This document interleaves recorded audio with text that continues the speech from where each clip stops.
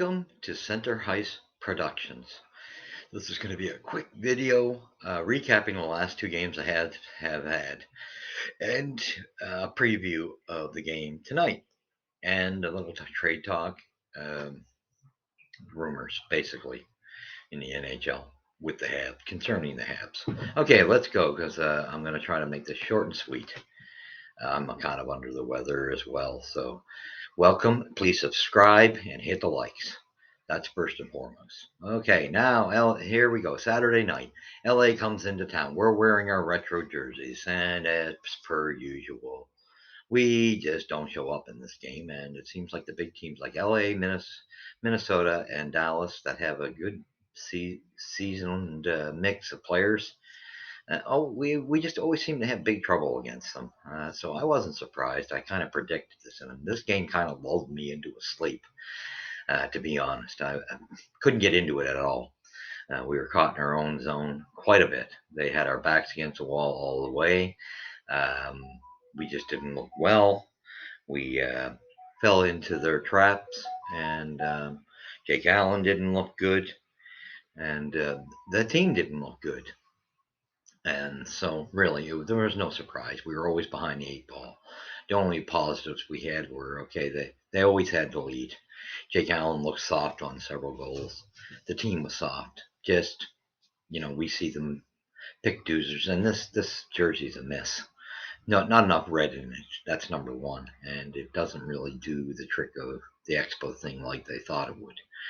But anyway, so we're behind the eight ball through this whole game. The one positive is, and I'm surprised, I'm glad it is still a positive because I wasn't thinking it was going to be, was Mike Hoffman was back and he scores the lone goal that we're headed into the third there. Looking like it was going to be our only goal, but then Martin St. Louis decides to take Doc off, who had the best numbers in this game, at center. So I see why they definitely know more than us. He's definitely meant to be in that center spot and spread out to see if we can get something going production wise elsewhere. And really, we just got to figure out who's going to be that guy on the right because we don't really have enough talent for anybody on that right other than Doc, and we can't waste Doc. So anyway, he puts Doc back with into the first line. Sure enough, they do produce a goal. Cole Caulfield, the usual suspects. And anyway, again, I couldn't get into this game. It ends 4-2 for the Los Angeles Kings, as expected. Then we want to know what it's going to be like for our bounce back against the Calgary Flames. This turns out to be a very good game. Very, very, very good game. One of the best games of the season, entertainment-wise. So we get into the game. Lots of hitting. The goalies stood on their heads in the first period, no score. Second period comes along. Of course, we have a penalty to kill, and Huberdeau on that power play, he scores.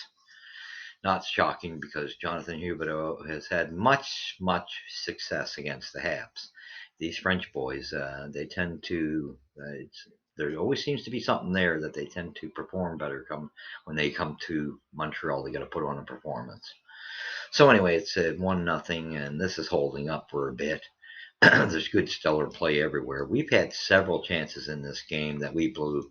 How Jake Evans blows that shot in front of it. I believe it was Slavkovsky that set him up, and he shoots it directly at Markstrom. What are you thinking? And this is what I'm talking about, talent.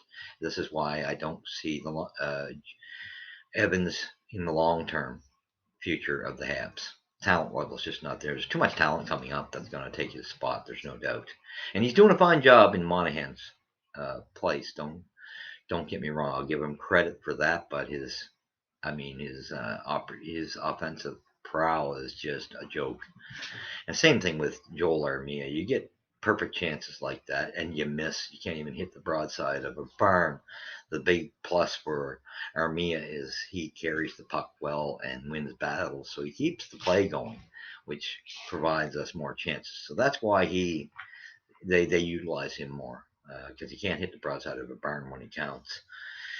So anyway, this game goes on in the second period, and we get a big hit on Cole Caulfield, who is put out of this game. It was a hit that there was kind of a screen between Lewis and Caulfield. They didn't see each other, and then when that screen skated in between them from Calgary, they seen each other too late, and there was a big hit out of it. And Lewis, being the bigger guy, just put one massive hit on Caulfield. And unfortunately, if you're 5 apples tall, you're probably going to be concussed because no matter what, this was totally, it wasn't, there was no bad intentions on this hit.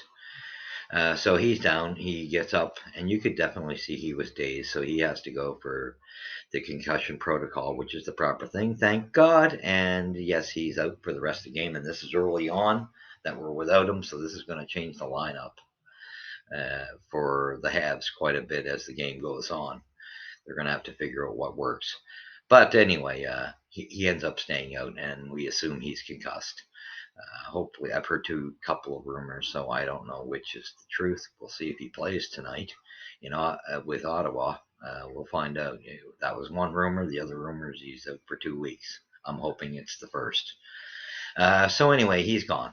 Next thing you know, as the period's going on, we got Mike Pizzetta, who takes on, and now I forget his name. Mackey, I believe is the name. McKay. And McKay, they do a little dance, big hesitation. McKay starts off the fight ahead, but clearly Pizzetta shocks us all because he usually is a punching bag.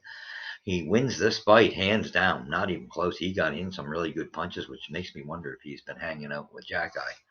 Anyway, he gets the crowd into it, gets the team into it, pumped up. And, even Jack Eye had to give him a fist pump as he went by the penalty box. So this was well done. Great way to go, Pizzetta, because you shocked us all. Okay, so that happens. Then the next thing, you get Kadri being nailed. And this was kind of a fluky play as well. It was a matter of Kadri tangling with Jack Eye, and Jack Eye's big man. And he just kind of tosses him off with the arm. And that's just kind of the way it goes. And really, he gets thrown into the path of Nick Suzuki. So totally accidental again. No intentions.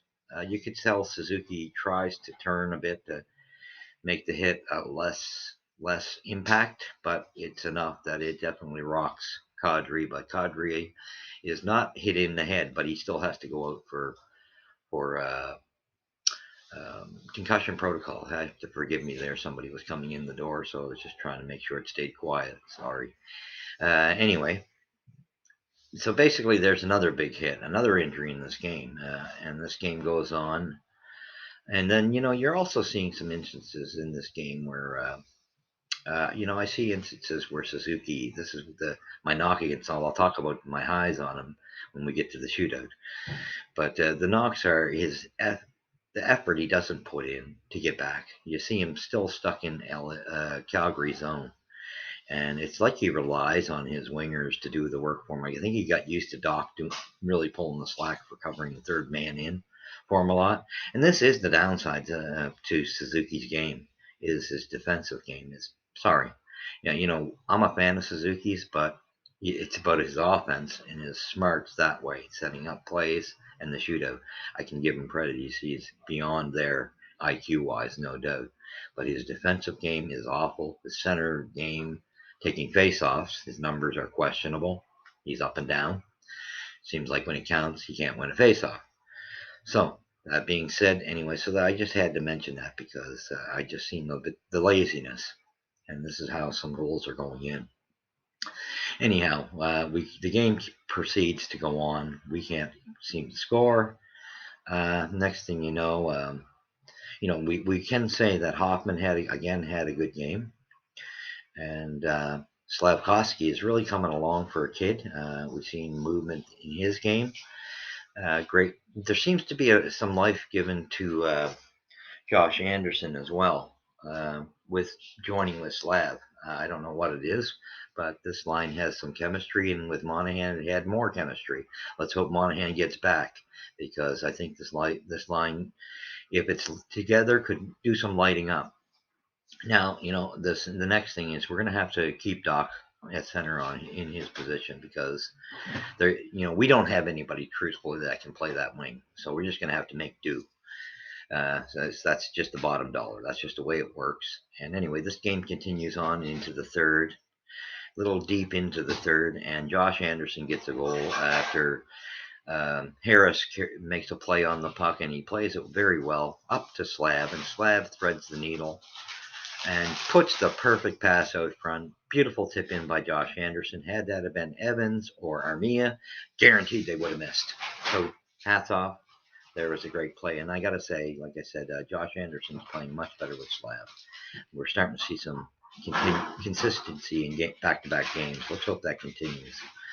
So that being said, now we're headed to overtime. There's a late penalty where Calgary gets a little undisciplined. We take a 4-on-3 power play into the overtime, and we, of course, as usual, blow it.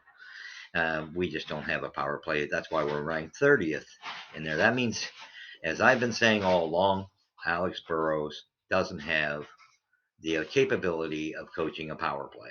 Sorry, I don't care if you're ex-NHL. There's plenty of ex-NHLers that can't coach in the National Hockey League.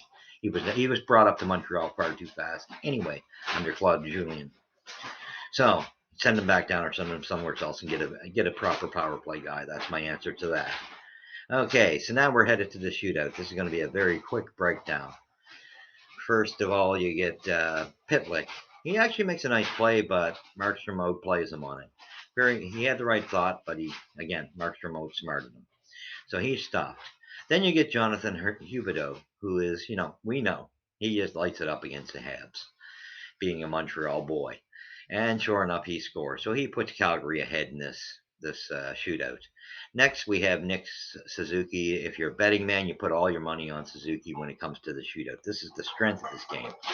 I don't know if he learned something in the All-Star game from Patrice Bergeron, but wow, his patience in the shootout is incredible. But you knew Markstrom was watching videotape because he did go in the right area where Suzuki was going to go with this. Suzuki does that outweighting thing, and it's beautiful. But Markstrom does get a piece of it, but it still goes in. So thank God for that. So like I say, betting man, bet on Suzuki and shootouts. Okay, next we get Ramus Anderson, who is usually a big winner in shootouts for the Calgary Flames. He's the next guy in on Allen, and Allen stands on his head, stops him. This was a great surprise. So good job, Allen. Way to go. Then we get Kirby Dach, next man up for Montreal, and Martin St. Louis showing a lot of trust in him. And this has been probably one of the biggest storyline out of the deals we made over the summer. Probably the biggest positive, Kirby Dach. Chicago, I don't know what the hell you were thinking when you let him go, but hey, our gift, and we'll take it. And this guy comes in, and he puts a bit of a head deke on Markstrom if you watch the replay, and Markstrom bites. And sure enough, we score. Now we're ahead in the shootout. And, like this guy's another guy who's kind of been money in the bank on the shootout. So that's wonderful, too. Then we end up with Nathan Kadri, who usually is another guy.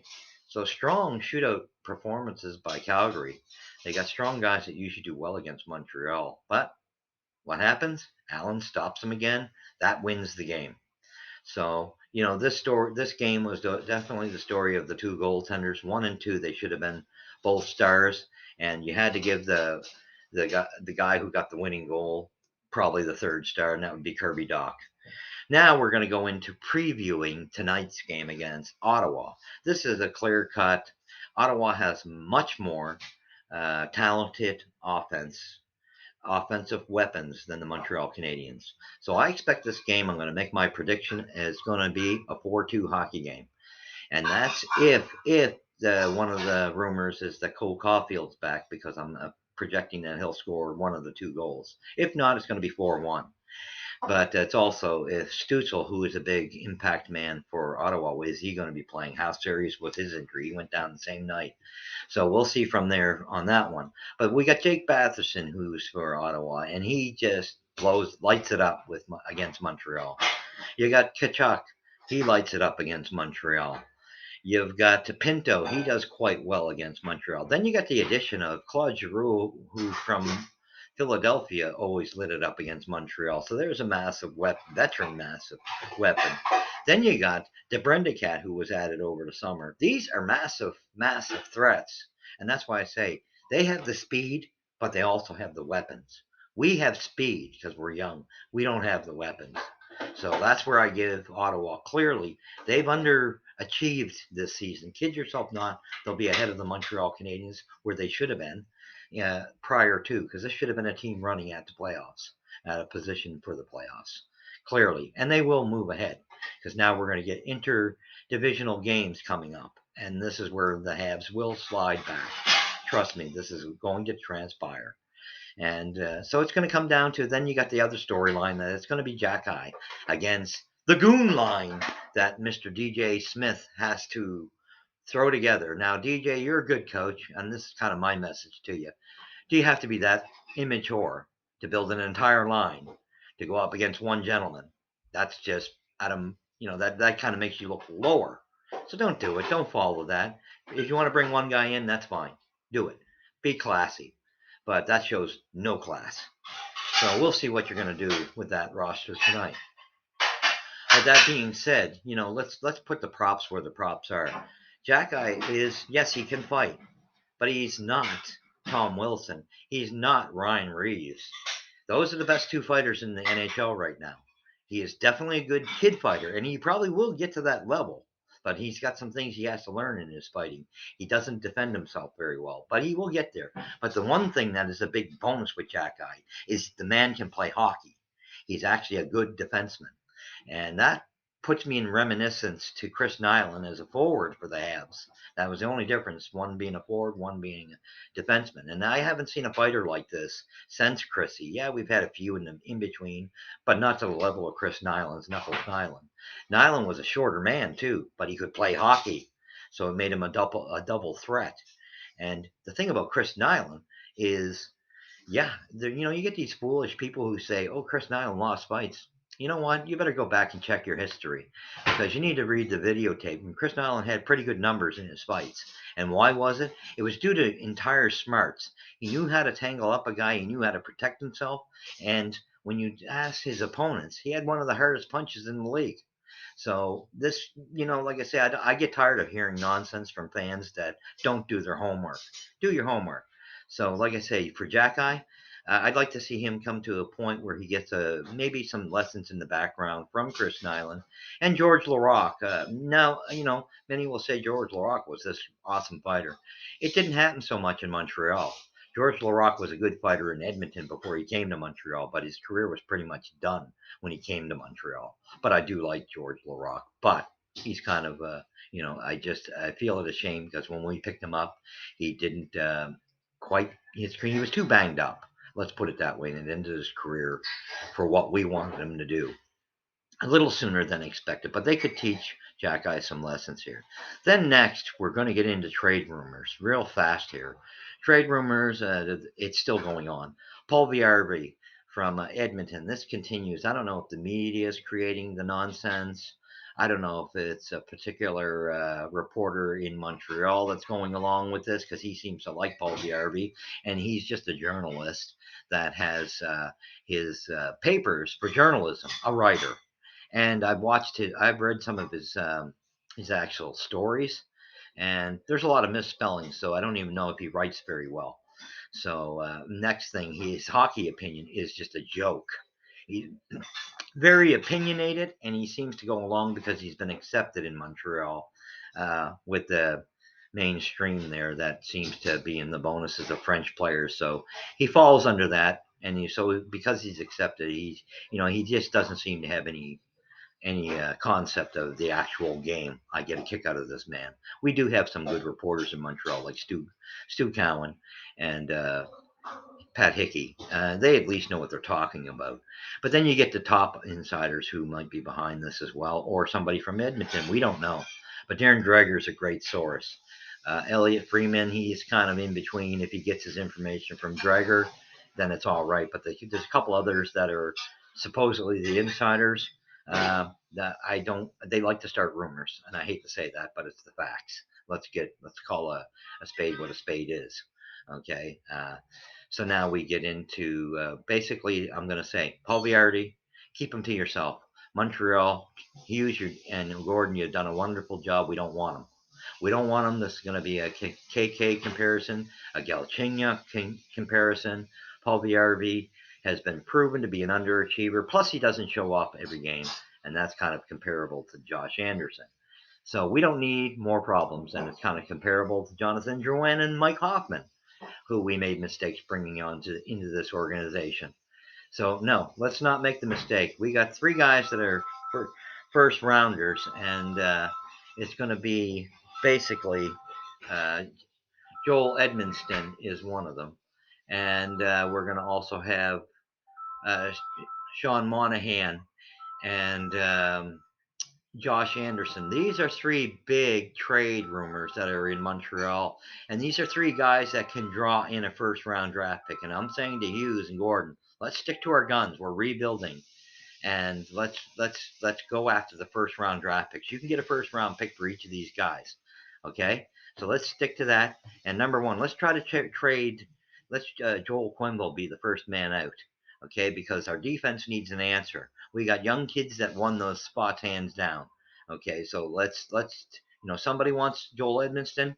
I'm sorry, you're gonna have to bite the bullet. Do you want this guy to help you push you in the playoffs for a playoff push?